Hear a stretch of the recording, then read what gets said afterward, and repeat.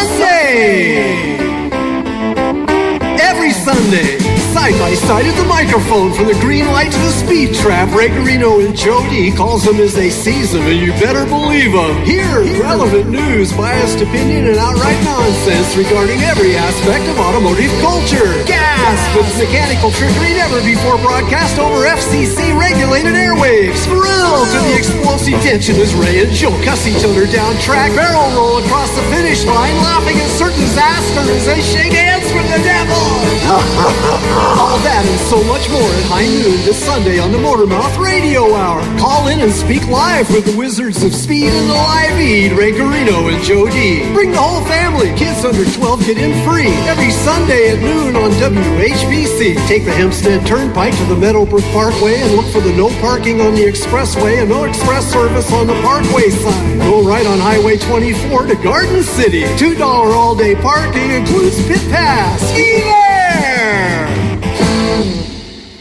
All right, gals and ghouls, teens, queens, guys in blue jeans, you guys over there by the shop bench, come in and join us on Motormouth Radio, Long Island's only automotive talk show with your hosts, Ray Guarino and my fabulous, talented co-host, Chris Switzer. Where? I don't know. I don't see any talented anything. He just climbed out the window. Yeah, exactly. He owes me money. Get him back, damn it. How are you, Ray? How's everything Chris going? This fine countdown before Christmas. How are you? I'm fine. I'm behind the eight ball as usual, of course, on the Christmas stuff. Oh, boy. More so. Why? You're Mr. Efficiency behind the eight ball? Come on. Well, because of the the situations we're living in, it's not as easy to go out and do shopping and Who went out? I know. I've done some online stuff. Don't get me wrong. I have. Yeah, who went out? I didn't go out. I picked up the credit card. I started tap dancing on the keyboard. And you look, you go, oh, she wants that. She wants that. She wants that. Right. Here's the number. So I did some of that, but I still have to get out to the stores to do a few other things that have to be looked at, I guess. And so actually, me and one of my daughters, we're going to go out tomorrow and do some of that. So we'll take care of it. We're arranging food for Christmas Eve. We got all. It's an Italian household, semi-Italian household, so it's always a food fest, if you will. Yes, but now just a question on food, since you brought it up. Are you going to maintain the fine, upstanding honor that you possess, making and creating and sculpting the world's heaviest lasagna? Yes, I will be. I will. That's a tradition that's been in my family. It looks like the GM proving ground in my kitchen, because I literally take over and make an assembly line out of every inch of counter space. Yes, and there's also there's mufflers in there, and there's fenders and hoods, and you have all kinds of stuff to weigh that thing down. I think the pan alone, I know you can't use a regular tin pan. You have to use one of those quarter-inch steel. Yeah. We got to use a diamond plate cookie sheet underneath. Yeah. Right. A pickup truck bed is sliding into the oven even as we speak. A forklift. We got a little Kubota forklift. We put it back away. We don't use it again until next year, but we use it for stuff like that. I should use it for the amount of ice that the stupid plow driver left in front of my house for me that I can't move. This guy, I oughta. But when I lived in Brooklyn, talk about plowing snow. When I lived in Brooklyn, the plow would always plow, what would you say, to the right. And this is what they do in the boroughs. I don't know why they picked the right over the left, but I lived on the other side. I lived on the left-hand side of the block. Okay. So when the plow would come down, we would always throw all the snow in the street. All the guys on the left side of the block would throw all their snow in the street, and all the guys on the right-hand side would get it all. Sure. It would literally cover up their driveways, and oh man, it was always a cat call every time, because the plow would go down the block and everybody, you dirty old Y.I. they'd be shaking their fist at us, and we're like, yeah. Oh, absolutely. So yeah, it was always a lot of fun, and a lot of times they got back at me personally because I had two driveways to maintain. Right. In Brooklyn, New York, that is unheard of. Right. But yeah, that we had at the time, we had 2 driveways. So I'd be breaking my back shoveling, and they'd be across the street going, "Hey, how's your back, Chris? How's that shovel? You break the handle on that thing yet?" You know, they would say a lot more off-color things, but you get the idea. Oh yeah. Well, I'll tell you what else. We don't have 2. We only have one of it. It's a phone number, and people can call us at 516-256-9510. Write it down. And I will tell you a little story. This is something that I posted this week. Of course, people can follow us on our social media platforms on Twitter, the web, and Facebook. It's Motormouth Radio. And on Instagram, it's real_Motormouth Radio, Joe's favorite. Yes. And I had to prepare, I have 2 snowblowers. And one of them is a little 2-stroke, the kind you push. It's got an auger on it that kind of wipes the sidewalk. It's good for anything up to like 6 or 8 inches, or maybe even a little more of light, fluffy snow. Light and fluffy. There's the key word. Go right ahead. Yes. It doesn't do well in the thick and slushy, or the icy, which is what we got. Yes, you did too. We heard the news weatherman talking about light and fluffy, and I'm like, he can go and stick it in his shorts, because it was not light and fluffy by all means. Yes. So I have another one that's the big Mama Luke, right? Which I really have a funny story about that I want to recount. That happened many years ago, but it's a good learning lesson for people. It's a refrigerator with a hopper on the front of it. This thing is it's a 4-stroke, 2-stage, 7-speed Mama Luke. I mean, God's honest truth is, it's, of course, you bury that thing in the back of the shed, because there's years I don't even use it. Right. Now the problem is, in my shed, there's doors and car doors in front of it. So I didn't even think about taking it out, because they weren't talking that kind of snow. Mm-hmm. So I could have used it, though, with this heavy slushy crap that we had. I'm sure you could have. But anyway, I took the little 2-stroke out of the other shed, brought it into the garage, and said, okay, let me see if I can get it running. Last time I remembered, I did store it correctly. Mm-hmm. And that's I'll give you the takeaway first. I don't know if you should never take your own advice, never take our advice. Because I took my own advice. I never take our advice. What are you kidding me? I took my own advice, and when I stored that thing, I guess it's like at least 2 years ago, I run StarTron in with the gas. Even on a 2-stroke, you can use it with the oil. And then as the thing was running out, I gave it straight StarTron, let it die, and then I left the cap off the tank so that everything would dry, and put it away. Good. So this year, I put some fuel in it, made a 40-to-1 mix, fuel and oil. Literally, the electric. This thing was a refugee from Hurricane Sandy. Oh, okay. My friend Honda John, had called me back in 2012 and said, "Hey, would you find it in your yard? It blew in. What did you do?" Could have. Well, John said to me, "No, my good friend Danny, stuff was floating past his house. He lives down on the water, and he says, look, I know you like these little 2-stroke jobs." Because I had one before and I gave it to him. Yeah, but what about the snowblower? Yeah, that's a whole other story. I gave him my old one to use at his parents' place in Brooklyn, in fact, because they had a place in Canarsie. Right. And, he said, I know you like these things. And I came across one. Danny had sent it to John and said it was it was floating during Sandy. It really was. Yeah, it literally was. Because they're kind of buoyant and light. I was only kidding. Yeah. Because I played with it. It sounds like it'll start. The electric starter is toast because it was, submerged in salt water. Sure. So I took it, played with it, got it running. And I've been using it without the electric start. Mm-hmm. So, face it, this thing's life, it's been dead for 8 years already as far as everything it's on borrowed time. Yes. Yeah, so like everything else I own, I revived it. It's, I gave it CPR and I hit it with the paddles and right.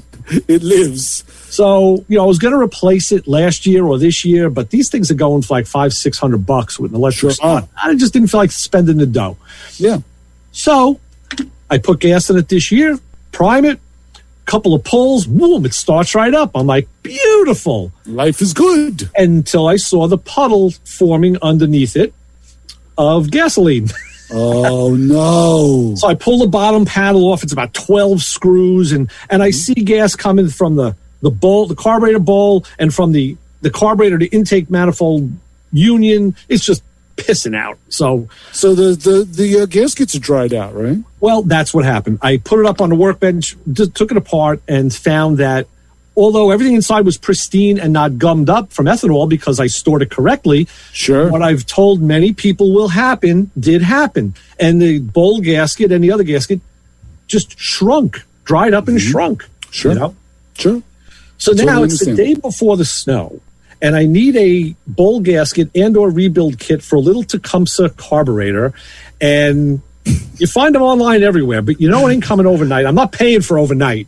No, and you know your average auto parts store or Tractor Supply or even an established auto parts store or Tractor Supply will probably not have this thing in stock hanging on a blister pack on a hook somewhere. No. I did go to Home Depot and look there. Oh, fat chance there. Yeah, right. Because I know they have small engine stuff, and they have a lot of stuff for Hondas because I think they sell Hondas. Yeah, right next to the Christmas tree air fresheners. No, I would not. That would definitely not be a promising place to find it.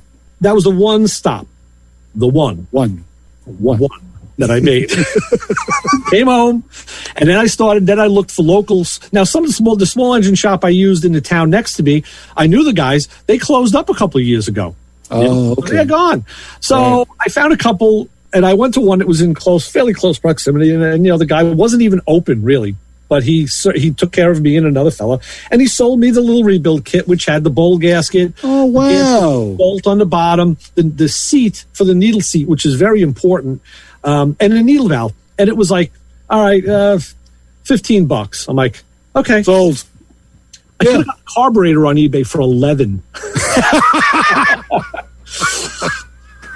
And of course, I came home and I took the bag with the part number and I Googled that name and number. And of course, I found out that exact part on Amazon for like $2.85. I was like, all right, you know what? You got it.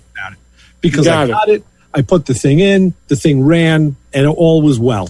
So the lesson is, if you're going to store something, be prepared that even though you did the right thing in storing it, it may not start and run right the next time because of shrinkage and leakage. George Costanza in the pool, right.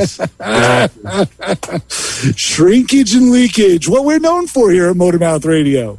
But I will say, if people want to see the pictures, they can go to any of the social media sites or our Facebook page, and they could see it because the post went up last week, and you get an idea what's up there. And I'm going to see the people I use the Berkable, the 2+2 gum cutter is the carburetor cleaner of choice that I've used for 30 years. Right. Okay. I never heard of it. 2+2 gum cutter. Yeah. Don't tell me you have it. Don't tell me you have it within your purview somewhere. Yeah. All you have to do is just get up. I know. Ray does this all the time. I don't know how in the heck he does this. He finds things are within reach wherever we are. And of course, our internet know-it-all finds it online. All right. There's a shot of it. It's called 2+2 Instant Gum Cutter. Yeah, that's it. So, of course, I don't want to flip those two first letters around, though. No. Just got to say this right. Cutter. Yeah, I didn't think of that. And you had to put that in my head. So I'm going to see if I can get a person from this company, from Berkable, because they make other products that are really good. See if I can get them on the show. Yeah. And but I sent them a message the other day, and they apparently they don't work or reply to social media on weekends because they didn't get back to me. So we'll see during the week if they get back. We'll have somebody on and talk about it. Because this stuff, it's like everything else that we like to talk about and use. I use it because it works. Yeah, no, I agree. It looks like it works. This formulation is much more environmentally friendly. So just so you know, that's it. Ooh, what was that? What was that? The last one. Same thing. Oh, you got two cans. I just went and I cleared the shelf. I have a case of this stuff sitting there. Now tell me, what is the difference? Now we're talking about some ancient technology here, carburetor cleaner. Now I use what I like to call my brand of choice when it comes down to carburetor cleaner is the stuff on sale. Okay. That's what I use. So all the stuff I find in the dollar store. So if it's like Gum Out or if it's any of that type, even if it's ABC brand, whatever it is, Acme, carburetor cleaner, I don't care. It's to me, it's all the same. So please tell me, enlighten me. Why is the 2+2 gum cutter Yes. They're right, gum cutter. Correct. Why is that better than the average carburetor cleaner? I didn't claim that it was, and I wouldn't claim it was, because I've used gum out in the past. I think what happened is somewhere back late 70s, early 80s, I found this stuff in the auto parts store that I use and used it and saw that it worked so well. I just stuck with it, and now I buy it by the case, and I just use what works. And it's not that I wouldn't use something else, and I'm sure the other stuff works fine. Yeah, I just figured I would figure that there would be something appealing to you that it does. That maybe do you use a lot less of it? Because there are a lot of times I'll take gum out and you'll be spraying the living heck out of something, and it's cleaning, but it's maybe you need like half the amount of sprays with the 2+2. I don't know. I'll tell you this stuff, if like the outside of the carburetor had a little bit of like that greasy residue, the black stuff, and you just hit it a little bit with the spray and it's gone. I mean, this stuff really, really works well. So. Interesting. No, very cool, because I'll try it. I'll give it a shot. I mean, it's so funny because we are still talking about carburetor cleaner. When was the last time carburetors were actually produced on vehicles? I mean, yeah, they're still produced on small engines, but do you really need carburetor cleaner now on a small engine? I think I'm the last one that can honestly say. I use it for other things too. If you do any machining or you want to, just if you want to clean metal parts, this stuff it's available. It's an aerosol. You could I've actually taken parts that were really gunked up and sprayed some of this stuff into a little bowl, if you will, so I'd have a level of it, and then just dunk the little parts in it and just let them sit. Yes, our internet know-it-all wants to know if we could use Mother Switzers on. I think it would seize the needle and seat. It would just melt them both together. So, in your carburetor. But no, I think I truly am the only individual that has solved carburetor problems with my small engine on my snowblower with strictly carburetor cleaner, because I have taken the carburetor off and have just cleaned it and put it back on, and got a snowblower that was not running, couldn't start it for love or money to actually run. And all I did was pull the carburetor off, just sprayed it in all of the orifices, and then smacked it back on and fired right back up. So I have to laugh because I've used Stable in it, and it must be a design flaw. There must be something going on with this carb on this thing. It's a Cub Cadet snowblower. It is also of the Mama Luke variety, because I thought a little bit differently when it came down to a snowblower. I wanted to get the biggest one I possibly could, because I don't want to get a small one that will do like light jobs, because I got this long driveway. So I wanted to get the biggest, largest thing I could find with the biggest hopper and use that on the small jobs as well. That was my rationale. But for some reason, that carburetor will literally there's something that will just gum up. And speaking of gumming up, we're going to go to the phones, and we're going to go to what Ray calls the fun. Yes, sir. We're going to see if our phones are working. We're going to say, hi, you're on with the Motor Mouths. Did somebody say small engine woes? All right. We're talking to our good friend Gerhard remember Chris from the Long Island Mini Bike Owners Association. Remember these guys? How are you? I'm hanging in there, fighting the nasty snow. Ray, you never finished the story. Were you actually able to move the snow with that machine or not? Hell no. Some of it but you had to push. You got to make one swatch of a path, and then you could go and take like half cuts and make it move. So I did the minimal because my back was screaming, and my sciatica started up again. I just had a shot in my arm. I got tendonitis in both my arms. I'm falling apart, man. Come on, I'm getting old. And I'm sitting here with you. I'm doing the shovel work and saying, hey, my doctor told me, guys of your age are in the right demographic for heart attack. Get the hell out of here. Is that our favorite doctor friend? Well, he warned me too, but he wasn't as bad. It was my other doctor. So yeah, you got to, okay. You got to be careful. You got to be smart, which is two things I've never been. Without a doubt.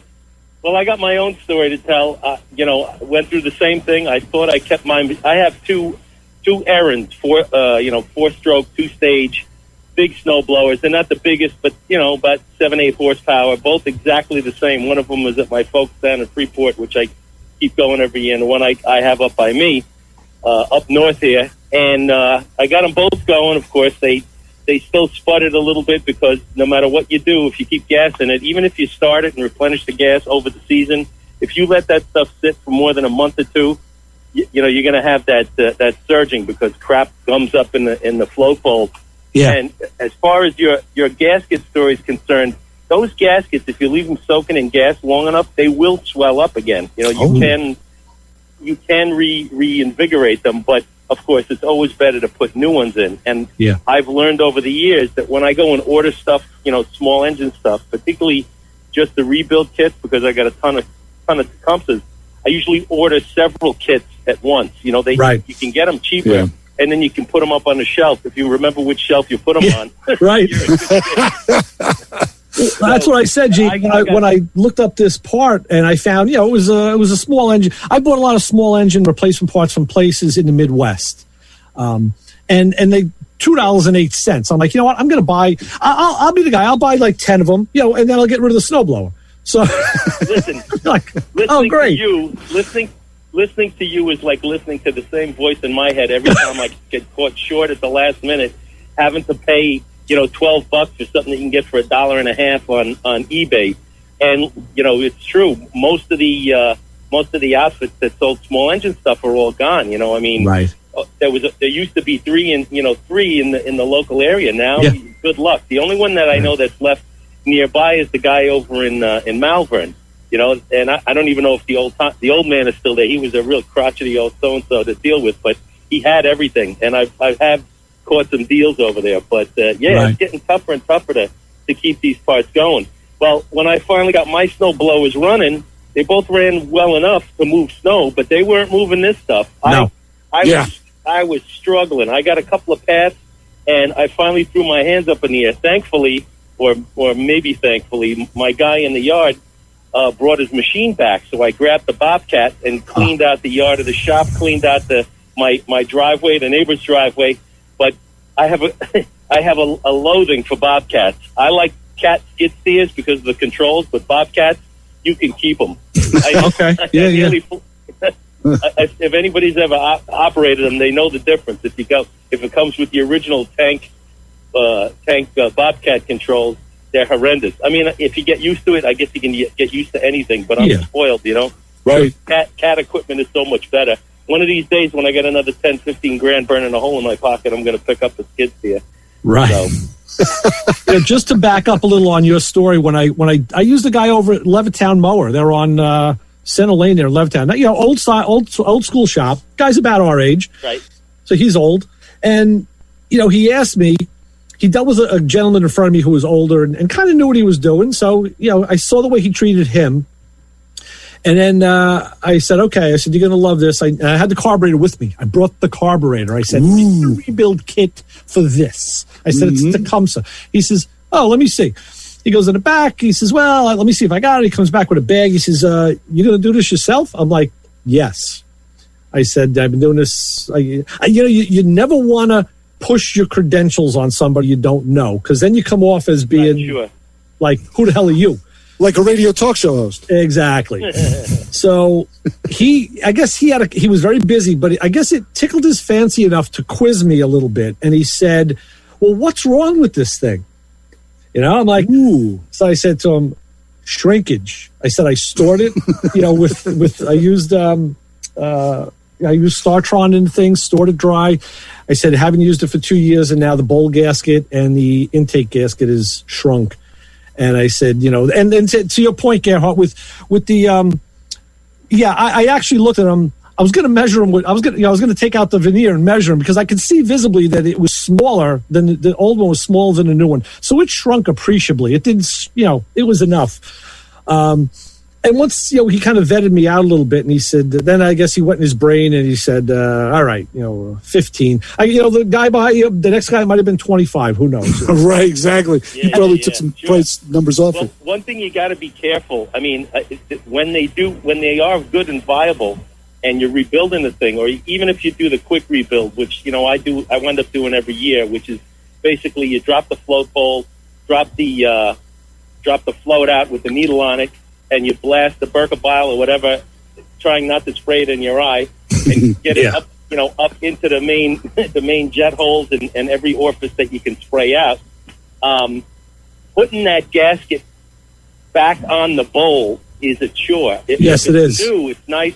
If it's new, it's nice because you can stretch it around the air horn of not the air horn, the bottom of the carburetor where the bowl goes in, right, and it'll stay. Right. But if you try, if it's already wobbly and swelled up, and you try and sit it in the bowl and push it up into it, it'll invariably roll over and drop into the bowl. Believe me, I've spent frustrating hours trying to get. You're right, because what happens is this fuel bowl, as the sides of the fuel bowl come up, they flare out.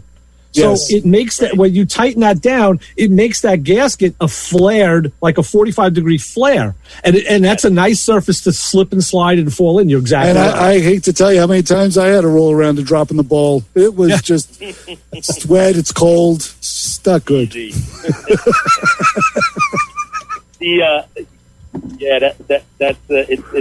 never fails. The one thing you got to be careful is also if it's an old Tecumseh and if it's got the it's adjustable, you want to be careful when you tighten up the mixture screw. There's a little ball in there, and you got to be careful that you don't dent it or pinch it. If I remember correctly, you're supposed to hold it upside down so that it drops out of the way when you put the screw back in, and then you adjust it normally as it's running. But it's never. But I'm telling you, I couldn't see moving any of this stuff with either I have an old white power single stage 2-stroke that runs like a rape tape, but it wouldn't have made a dent in this stuff. I tell you, the only thing that would move it is a plow, and unfortunately the one machine that I've been working on, I haven't got back together again. I got a Cub Cadet, a 125 with the hydrostatic drive. I had the engine rebuilt, and I'm trying to get it together, but life and family gets in the way of all your fun projects. Oh yeah. Sure. Oh, one more fun little tip about these little Tecumseh carburetors. They supplied in the kit what looked like a donut. Maybe it had a thickness. Maybe it was about 85 thousandths tall, and it was round with a hole in it. That's the seat for the needle. Yes. Mm-hmm. Yeah. And that's very, very important. Oh yeah. 9 times out of 10. Yeah. That's what gives you your worst performance. The best way to get that thing out is to get some compressed air with the old-fashioned non-regulated air gun, and just hold it over a cup or hold your hand over it, right, and blow some of that high-pressure air right through the fuel fill, and it'll pop right out. I did use a dental pick with a curved edge and got in there, but for installing it is no joke either, because what I ended up using was a drift punch with a flat end to kind of push it, because this thing wants to twist and turn every which way. It doesn't want to go in straight.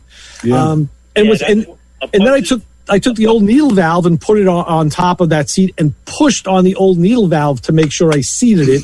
Because lo and behold, when I looked inside my carburetor, I didn't have one. It disintegrated.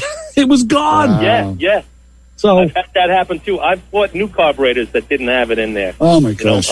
But that's the one thing you got to check. You got to be careful. I mean, I've seen guys take them out with drywall screws, and if you don't have a replacement, that thing is done once you put a drywall screw into it and yank it out. So that's too big. Yeah. The best thing to do is to do what you did.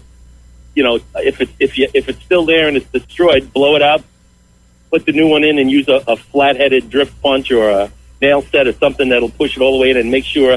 Right. It's seated all the way. Otherwise, the float will be completely out of adjustment, because the needle hits it, and it's going to run like a what. Yeah. So here's another tip. Those the dental tools I've gotten them from my dentists, and I've asked over the years, because they have broken ones and they can't use them, and they'll usually give you the broken ones if they know you. So, but I did find out once, be careful how you ask for them, because at one time I needed them for a project I was working on, and the dentist said, "Oh yeah, well, what are you going to use these for?" And I said, "Well, I'm actually cleaning up a gun barrel." And they're like, "What?" And he was like, he held me back. I'm like, "It's legal. Don't worry. It's registered." They're like, "We're not talking like guns to Mexico." So tell them like you're working on anything else, snowblowers, engines. Yeah. Watch how you ask for this stuff. That's hysterical. All right, G. Thank you very much for the call, brother. Keep in touch. All right, guys. Have a good one. Thanks. We'll talk to you soon, G. Bye-bye. 516-256-9510 is the phone number to get a hold of us here at Motormouth Radio. We still have some time to take your calls. We do, and I want to tell you a story about my big snowblower. It's a quickie. It's something that we'll handle it later. It's one I was going to. Oh, okay. You want to tease it? Go into a break. And we'll tease it coming out. We'll talk about it when we come back. So it'll be quick. But do we have an honor group of the hour today, Chris? Of course we do. Does the Pope poop in the woods? Of course we do. The Motormouth Radio honor group of the hour this week. If you like to decorate your vehicle for the holidays, of course, right? Does the red nose on the grill and the antlers on the roof appeal to you? Do you have interesting spots on the car to stick some candy canes? Do you dress your smart car in a beard and a Santa hat? Well, if rolling Christmas cheer appeals to you, or even if you were talked into it by your significant other, you are part of the Motormouth Radio honor group of the hour. And if you're in my neighborhood, you don't say ho, ho, ho, you say yo, yo, yo. Oh, yeah, your neighborhood now, right? Now, right. You grew up. No, up here you go, yo, yo, yo. That's it. That's right. Ho, ho, ho, ho, ho, Raymond. Said Thurston Howell III. Yes, everybody does talk in their chin.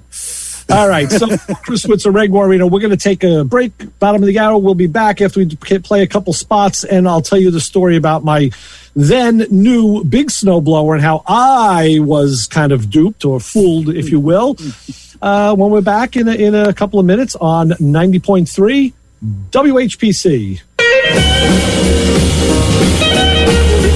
Shake off the realities of the day, broaden your musical horizons, and embrace the diversity every Monday afternoon at 5 for 2 hours of revelations. The show offers a potently unique collection of music with an emphasis on themes and rock rarities, an occasional tour de force of blues and soul, mixed with compelling sets of folk and folk rock. I'm Steve Kay, and I've got the perfect soundtrack for your drive home every Monday afternoon at 5. On Revelations, right here on the voice of Nassau Community College, 90.3 WHPC. It's a call-studded program. We do have another caller on the line. Caller, identify yourself. Anthony, I called those guys with the cars one time. Oh, nice. The Motormouth guys. Oh, yeah, those good old boys. There you are. Anthony, where are you calling from? I'm in Freeport. Yeah, this morning I miss it. My boss was, every time I turn on, he turns it off. I say, whoa, whoa, whoa, whoa.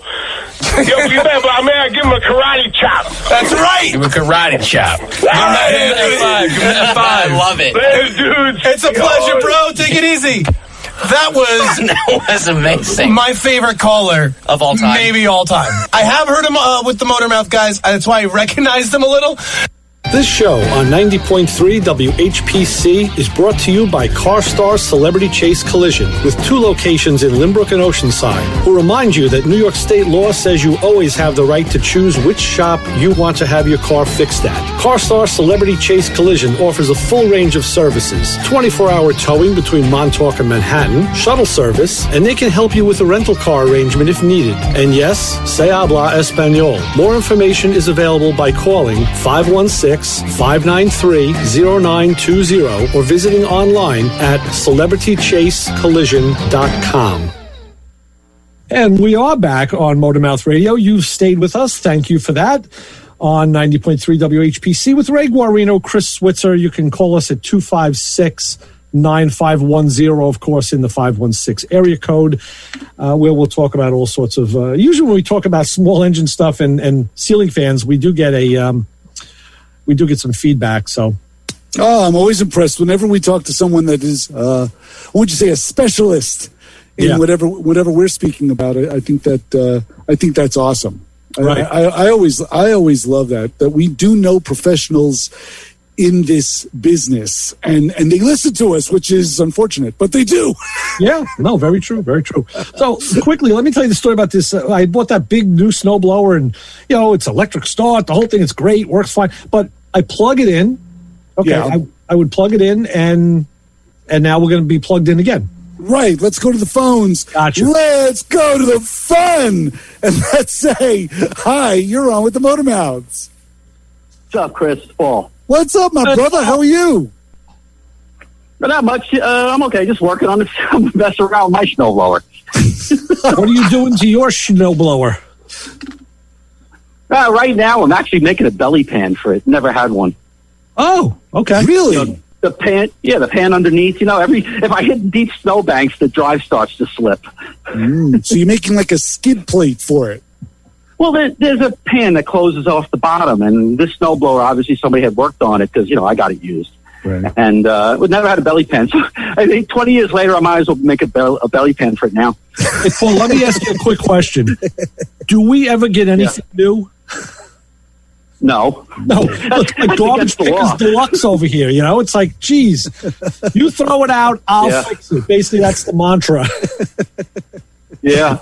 Well, the funny thing about this one is I had a small, kind of one of those push snowblowers, like you were talking about, a 2-stroke. But it was an older one, all metal with a metal auger. It was a good machine. Yeah. And, what happened was Rose and I were, home. This was before we even had the kids. And I did the snow. We had a snowstorm. I did the snow. So after that, we jumped in the car to go to the diner to grab a bite to eat. I get 3 blocks down. I see somebody threw out a big 2-stage snowblower. I'm like, take the car home. I'm dragging that home. She's just good. Right into the diner, too. I'll be eating. Yeah. She was like, I'm so embarrassed. But, 20-something years later, that machine's still going. Wow. Right. And she's still embarrassed. And she's still embarrassed, yes, But no, the funny thing, I have a funny snowblower story for you, real quick. Mm-hmm. I fixed my neighbor's snowblower. He has a similar 5-horsepower Sears, 2-stage. So it has those little, those little plastic fuel valves with the little red lever to flip it on and off. Yeah. Oh, yeah, sure. They have you're right. So his was leaking. So in my stash, I keep a bunch of those, but I had one left. So I fixed his machine. He took it, nice and happy. The snow comes. I bring my machine, night before the snow, I bring my machine in. I put gas in it, to test it. I turn the fuel valve on. It's leaking. Oh, no. One. But, of course, I gave him my last one. Yeah. No good deed goes unpunished, Paul. Right. Long story short, I pulled his out of the garbage and to see if they come apart. And luckily, I was able to snap it apart. And what it has is it's got a little square cut O-ring inside. Mm-hmm. And I don't know what material it's made out of, but same thing. It kind of swelled up and got all soft. So digging through my stash of garbage, I found a square cut O-ring and I popped mine apart. I was able to fix the stupid thing, and it doesn't leak. Wow. How long that's going to last, I don't know. Well, those are the links we go to make something work. And the same thing, I was thinking about making an O-ring for this fuel bowl. Again, I have round O-rings. I'm thinking, am I going to sit there with a razor blade and try and cut this thing? And I was like, oh, forget it. That's a losing proposition. No, I wouldn't have done that. I just got lucky. I just, whenever I come across something and it's got loose O-rings, I have an O-ring drawer. I throw them in there because you never know when you're going to need whatever. And I just happened. I didn't even know I had them. I was going, I said, wow, look at that. Square cut O-rings. I got lucky. Wow. But the funny thing is I didn't have much trouble with this snow because the issue I had was my stupid belt started to slip once I got out into this stuff. Yeah. I've been having issues with the belt slipping. What I didn't know, all the years, 20 years I owned this snowblower, and I always, try to adjust the belt, tighten it up. I did not know that the arm, the idler on them, with the idler pulley on that moves over when you engage it, I didn't know that arm is slotted. You can't see the slot. Okay. So, mine was set all the way back. So I ended up, loosening the bolt, sliding the roller up, and my freaking past 2-3 years of belt slippage is gone.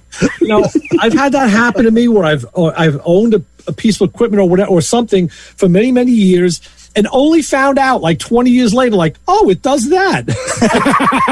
What was I looking at? It happens. Oh, yeah, it does. Yeah. Unbelievable. But I'll tell you, it's pretty funny. This blower, I mean, when I got it, it had no engine on it. So, over the years, I pieced together an engine and stuff. I had one engine on it, then I built a new engine for it. So I got a 5-horse Tecumseh, your typical, Snow King motor that I basically scrapped together from 2 $5 motors I picked up at Englishtown. Wow. Right. And, but I did a bunch of mods. I used to race. I used to race go-karts and stuff when I was a kid. So I did a bunch of mods to this motor. Yeah. And let me tell you, the snow out here, like you said, that slush was no match for this thing. Oh yeah. That was amazing. It just cuts through it. It's incredible. Wow. My problem was the snowblower likes to ride up on it. Yeah. That was my problem too. That's how I knew. And I have one of those Mama Lukes too, and it would ride right up on the snow. I'm like, what is this? Yeah, that's the problem. When I use the big machine, I literally have to fight it. And I get more of a workout. I mean, but it's like it beats the crap out of me. Mm-hmm. Yeah. But you know what they do? They sell snowblower weights to put up on the front of the chute.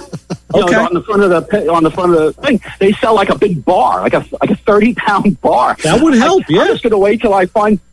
Yeah, well, I'm going to wait till I find a few metal gym weights.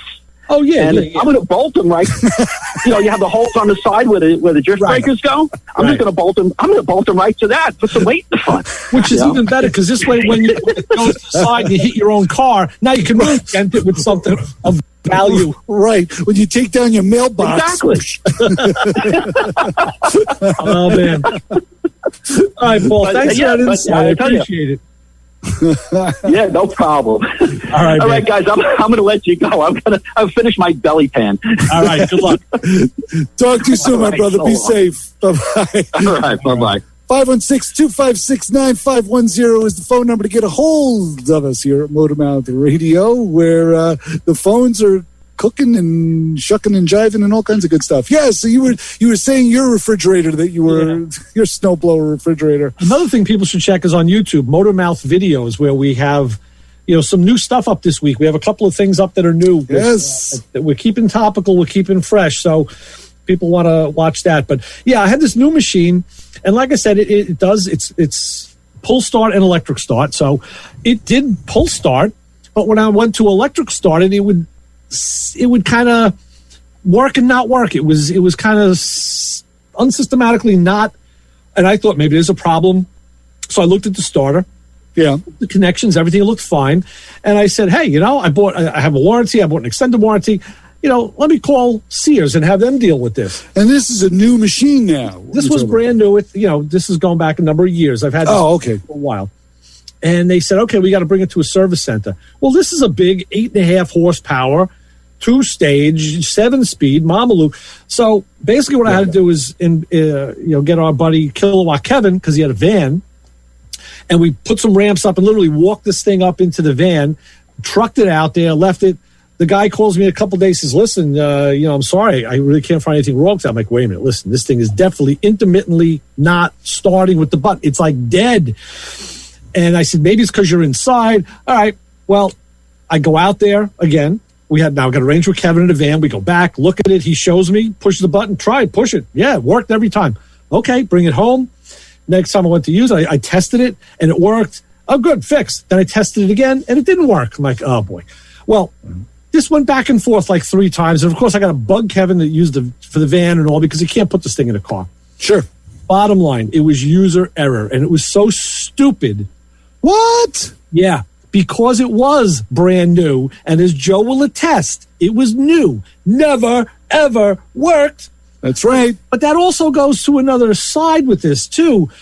The power cord that I was using was also brand new, and it's a female end on one side and a male end for the wall. Got it. It wasn't real. And the one the guy at the shop was an old used one. I think I tried one of my extension cords.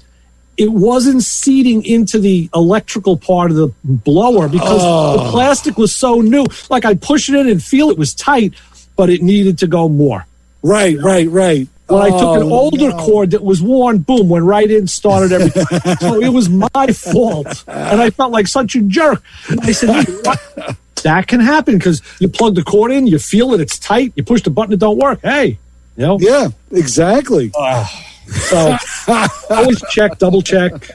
That was I felt like an idiot, but it happens. That's funny because I thought the same way. It's funny you should bring that up. When I had that power antenna issue, one of them didn't work, and when I got the replacement and I went through it, and I'm like, it was kind of weird because you had to hold 2 wires onto the power source, and then to get it to go up, and then remove 1 wire to get it to come back down again. And I'm thinking to myself, did I do that on the one that I thought didn't work? Right.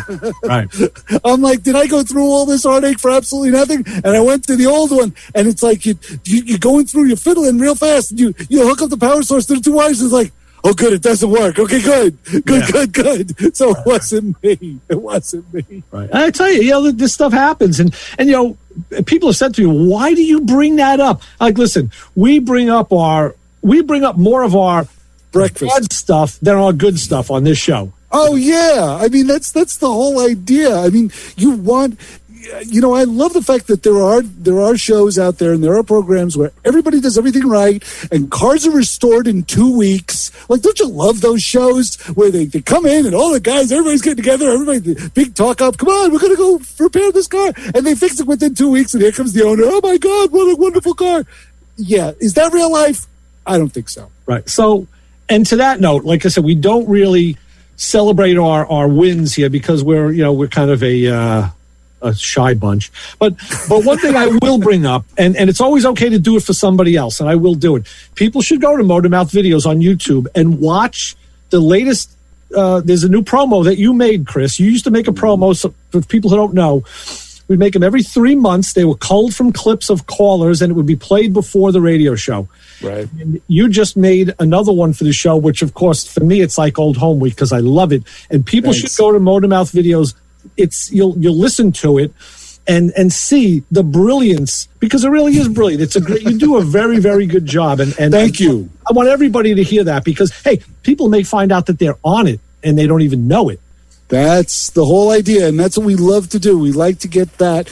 We'd like to get the listeners involved. We appreciate the listeners, and it's like our internet know-it-all says, we don't want the listeners to make the same mistakes we do, but we also want them to know that we appreciate them. And when we put them on the promo, they are truly the best part of this show, if you ask me personally. And when I listen to some of those bits and some of those snippets of brilliance from our callers, it's just it's a true joy. It's a true joy to put together, and this was no different. I enjoyed it immensely. I missed it for a long time, and because it's like Gerhard said, it's life gets in the way.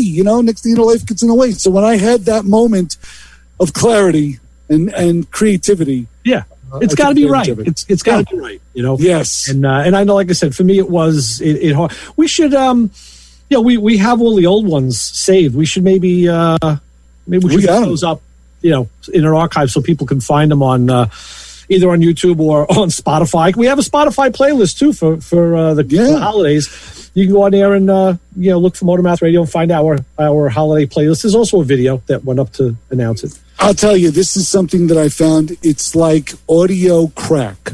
And here's the reason why. Because I cannot listen to just one promo, and I've done them. I know. And there's about 12 or 13 of them now, and this will be the 14th. I've done them, and I still cannot just listen to one. It's like Lay's potato chips. It's like you can't eat just one. You can't listen to just one promo. You got to listen to them all. And that has been it. I was listening to them all just before we went on the air today. Right. Yeah, they're great. They're fantastic. Thank you. And the funny thing is, this is what I truly enjoy about them. They're funny. Yeah. They're funny. Not because I did them, because they're funny.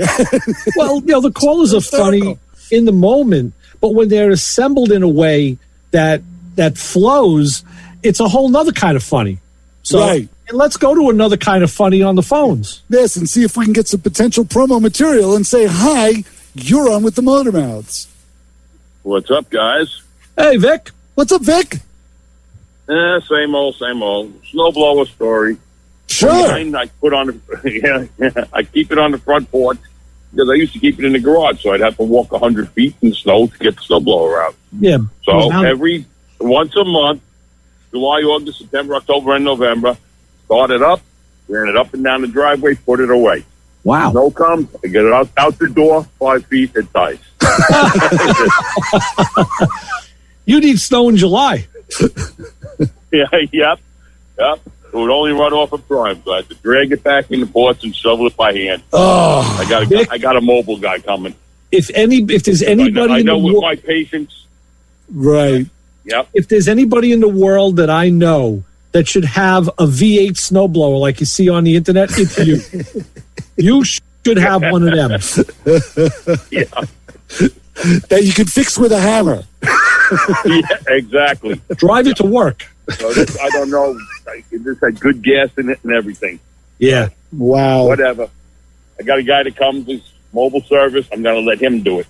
Yeah. Because, because I'll burn the carburetor off and try to weld it back on. Right. Right. And let's face it, we do really have to be. We have to be mindful that at our ages we could get hurt in a number of different ways shoveling that snow. So you got to be careful. It creeps up on you. Mm-hmm. It was tough. I was shot for the day, but that's how it has to be. Yeah. So it is what it is. Yeah. It's funny because that thing has only been used 4 times. It was a brand new machine. Well, there's one word for that. There's one word for that, and it's called ethanol. That's it. Yeah. That's the beginning and the end of the story. Yeah. It disintegrates everything. Yeah. And that's the problem. Yep. So I don't know what it was, but I was thinking I'm going to throw some dry gas in it, or I don't know. I was thinking a thimble full of nitro from your jaw. Well, right. Yes, because Vic knows I do have a bottle of nitro in my garage. I'm thinking that'll go right through the pavement into the dirt, Right. It'll fire up then. Hey, it'll be fun to watch. Just make sure you film it, right? Videotape it. As a rod comes through the head or something like that. Exactly. Right. Yeah. Wow. I'll get Christian to build me like a 750 for it or something like that. Yeah. Cloud of snow at about 100 miles an hour. Right. He would do it too. Believe me, if anybody would, Christian would. Yeah. Surprised he hasn't chimed in.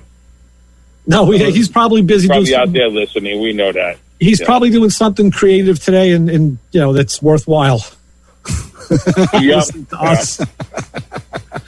All right, I'm going to hang up. Maybe you can get one more caller in. All right, guys. Have Thanks, a good Vic. one. Thanks, Vic. Thanks for the story. We'll talk soon. Bye-bye.